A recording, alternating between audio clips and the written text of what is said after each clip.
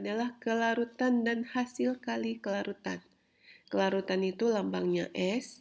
Dia menyatakan jumlah maksimum zat yang dapat larut dalam sejumlah tertentu pelarut. Karena kita tahu kalau yang namanya larutan itu terdiri dari zat terlarut dan pelarut. Jadi jumlah maksimum zat terlarut yang dapat larut dalam suatu pelarut itu dinyatakan dengan kelarutan atau S. Satuan kelarutan yaitu mol per liter, sama seperti molaritas, sama seperti konsentrasi. Contoh, sebanyak 4,35 mg Ag2CrO4 dapat larut dalam 100 ml air. Nyatakan kelarutan Ag2CrO4 tersebut dalam mol per liter. Diketahui ARO-nya sama dengan 16, CR52, dan Ag 108. Kita cari dulu molnya, karena yang diperlukan adalah mol per liter. Mol per liter sama dengan molaritas. Mol itu massa per AR atau MR. Masanya tadi sudah diketahui, 4,35 mg, kita ubah dulu ke gram, 4,35 kali 10 pangkat min 3 gram, dibagi dengan MR, MR dari Ag2CrO4. Kita cari dari penjumlahan AR.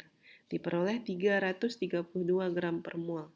Sehingga diperoleh mol Ag2CrO4 1,31 kali 10 pangkat min 5 mol. Maka kelarutannya tinggal kita bagi dengan volume.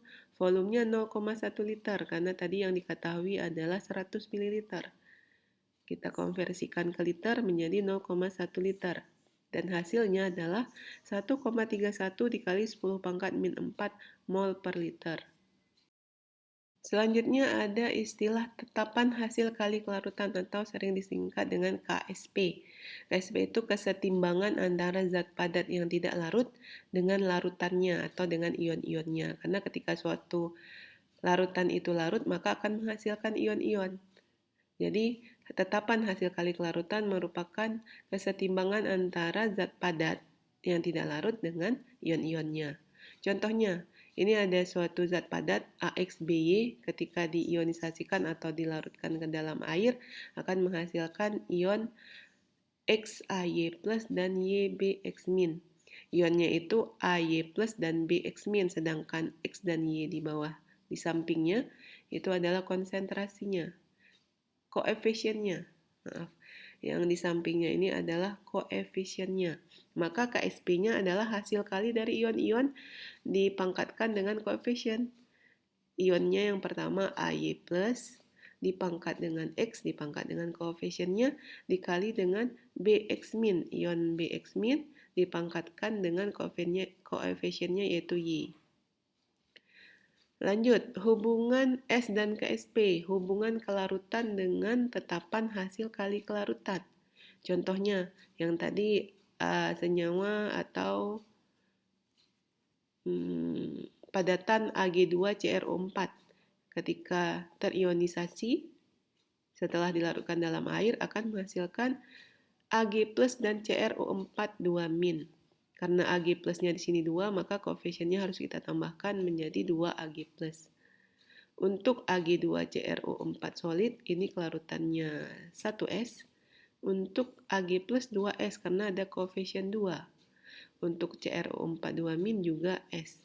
Maka KSP-nya kita kalikan seperti tadi, ion Ag plus dipangkatkan 2 karena koefisiennya 2, kemudian dikali dengan CrO4 2- dipangkatkan 1 karena koefisiennya hanya 1, dan angka 1 biasanya tidak dituliskan.